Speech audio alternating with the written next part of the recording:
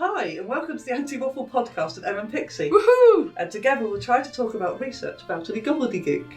Each episode we'll be talking to a researcher who will discuss the work they're doing, looking at why this research is important and asking how did they get into this field. We hope that it will be informative and interesting and bring a bit of the academic world into the real world. Today we have Hannah Taylor, who is a PhD candidate and working as a researcher at UCL. Hi Hannah. Hello. Thank you very much for talking to us today. Thanks for the opportunity. Do you want to start by telling us a bit about your PhD and your research? Sure. So my PhD's been focused on analysing scientific data from young people from Bristol. So we've been trying to work out more about what young people's hearts look like because there isn't a lot of literature about that period. So I've been focusing on age 17, adolescence. So you've been looking at 17 to 24-year-olds? Yeah, I have. So, I mean, I'm mainly focused on the age 17 lot because we got that data first. But yeah, just looking at what do their hearts look like, how well are they working? Because, I mean, many people don't realise that cardiovascular health, the health of your heart, a lot of things can impact that from a very early age, even when you're in the womb, even when you're a child. So we're trying to learn more about what's going on with people's hearts when they're teenagers, late teenagers, before they're fully fledged adults, as it were. Have you found anything that's like really surprising that you weren't expecting to see? I mean, generally, it's been a surprise to me how quite a few young people in the group already have enlarged hearts, so they have what's called hypertrophy. Which means that their heart muscle is bigger than it should be, which poses a threat on the future function of the heart. So it's been a surprise to me, actually, the number of individuals who may have that. And I mean, I've also been looking at how much being overweight impacts your heart health. And it's not just a case that if your BMI is slightly higher than it should be, you're automatically at danger of heart disease, but it's much more related to how much fat, how much muscle are you carrying, how fit are you, all those other things as well. So it's been interesting for me to see how much fat tissue and how much muscle tissue impacts your cardiovascular measures. So that's been very interesting to look at. A lot of people think, muscle's great, fat's bad, and it's not quite as clear as that, but it's been interesting seeing how those different tissues influence our heart measures. Yeah, So you're saying that the muscle mass is just as, well, not just as bad as the fat mass, but makes a negative difference as well? Not negative necessarily, but even there's a paper that recently, a few years ago, that found that even moderate physical activity can cause your heart to get bigger. And that's just an adaptation, a way our heart sort of compensates for the increased demand. So as we exercise, our bodies adapt to accommodate more blood flow to the tissues so that there's enough oxygen and energy going to those tissues. So it's not that muscle mass is necessarily bad, but fat and muscle can drive changes to the heart that in excess can be bad. Wow. So moderate amounts of exercise are great for you, and actually some studies have found that marathons are really good for you, but sometimes you can over-exercise and your heart can what we call remodel, so change its shape and size in response, which could lead to more risky things later in life. But this is why we do longitudinal studies. We look at data through the life course from the same people, wherever possible, so that you can look at those same people, see what happens to them. It's much more useful than just looking at a bunch of people once, because you can actually see the change.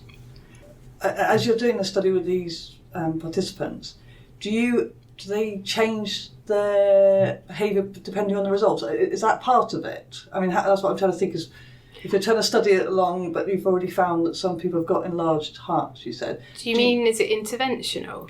Oh, yeah, well, I think what I'm trying, so I think I'm trying to say is, because obviously you're studying them, but if you're finding things, do you let them know, and then are they changing? Because then that's going to change your... Yeah, I mean, There are things called incident findings. So a lot of the stuff that I and others have been doing with the data is measuring echocardiographical images. So those are ultrasound images of the heart, a little bit like what you do with a pregnant lady. You'd use an ultrasound probe to look at the womb, whereas we're looking at the heart. So it's a similar principle, but you can actually image the heart. And where there's been any findings that have been concerning, I think participants have been informed. But I mean, it's not the case that something at one stage in your life necessarily sets the course for all of it. So I don't know, someone being mildly overweight at age 17 may not be that bad. They may be very fit and have a larger muscle mass, which might be why they're slightly heavier than have a slightly higher body mass index. But when it comes to echocardiographical findings where people have had things that don't look good, they've been informed. Yeah. I saw one image where blood was flowing between, so there's a big division between the left and right sides of the heart, and blood was flowing between them. Right. I saw an image of that. Yeah, because isn't one supposed to pump it, bring it in and clean it, and then the other one's supposed to pump it out? Yeah, so the right side pumps blood, receives blood from the body and then pumps it to the lungs, and then it comes back to the left side of the heart, which pumps it to the rest of the body. But if you have blood going between each side, that's not good. Oh. Yes, it's not. It's missing a process then, isn't it? And it's just. Yeah. So you do get. Did you have to rush them to the hospital? Oh, I didn't know. It's all anonymised. I didn't know who it was. Okay. And to be honest, I mean, I saved an anonymous person's life. Yeah. I mean, it wasn't massively serious, I don't think, but it's not a good finding. So when you see stuff like that, you want people to know if it's harmful. Right. Oh. And how long have you been working on this? How long have you been doing a PhD? I started, just under 4 years ago. So 1st of June 2016. It's very precise, isn't it? Yeah. It's on my badge. Look at my badge every day. Excellent. Yeah. And are you, for the foreseeable future, is this the area you want to work in? I'd like to. At the moment, I'm also looking at health in teachers, which has been interesting because I used to be a teacher before I did my PhD.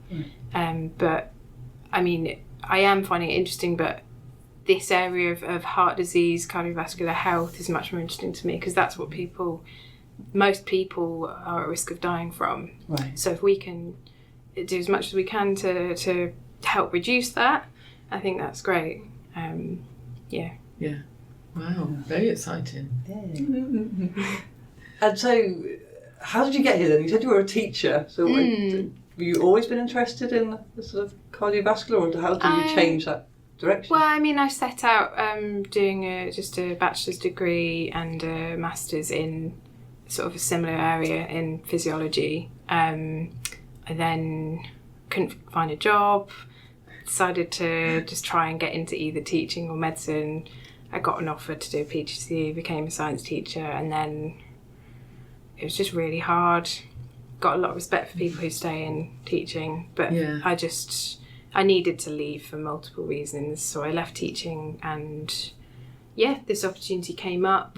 Teenagers are not easy to deal with when they're anonymous, I think. Yeah. When it's just paper and data. Yeah, definitely. No classroom management there.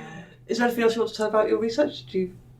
There's been a few surprising things as well. So I had a look at genetic predisposition to sort of being overweight and developing heart disease, and there is a genetic element to it, but actually it's very little that the genetics contribute. So they contribute a little bit, but very, very little by comparison to how much your lifestyle affects everything. So it's just reinforcing that whole everything in moderation thing, enjoy life, but do a bit of exercise as well. Don't worry too much, but try and look after yourself. And so yes, you can be born fat, but you don't have to stay that way. You can control it. You don't have to sort of like stay down that pathway or go full on.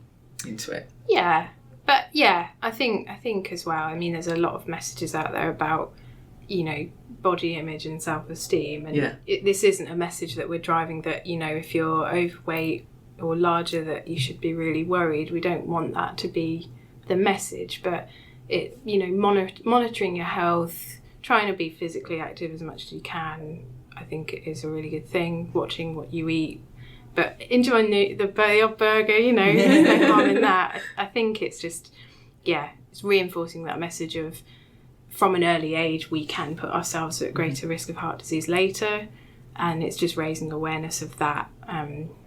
Just trying to look after yourself wherever you can. And I think you've answered my last question, which is, why is your research important to the public? Everything in moderation. Looking after yourself. And, But even what you're saying with the muscle mass, so it's like even with the exercise in moderation as well, because then if the muscle mass changes the shape of our heart, if our heart adjusts to too much exercise or a lot of exercise as well, then and actually the shape of your heart can alter depending on what exercise you do. So if you're a swimmer or a runner, you have a slightly different looking heart. This is people who do it a lot. Not if you do it once every 6 months. So that's quite interesting. I mean, I didn't actually research that myself. I saw that in another paper, but it is interesting. But I mean, you can have very heavy people because they're very muscular. And it's not just about your muscle and your fat. It's also about how your metabolism's working, how good's your insulin sensitivity, stuff like that. Can be a bit bombarding, all these messages, but it's just a case of just watching, monitoring yourself, just taking care of yourself, so that when you're older you have as full a life as you can. Balanced life. A balanced, happy life. That's the plan. Brilliant. Thank you very much. So thank you very much, Hannah. Thank you for talking to us. It's been really interesting. Thank you. And thank you very much to everybody for listening.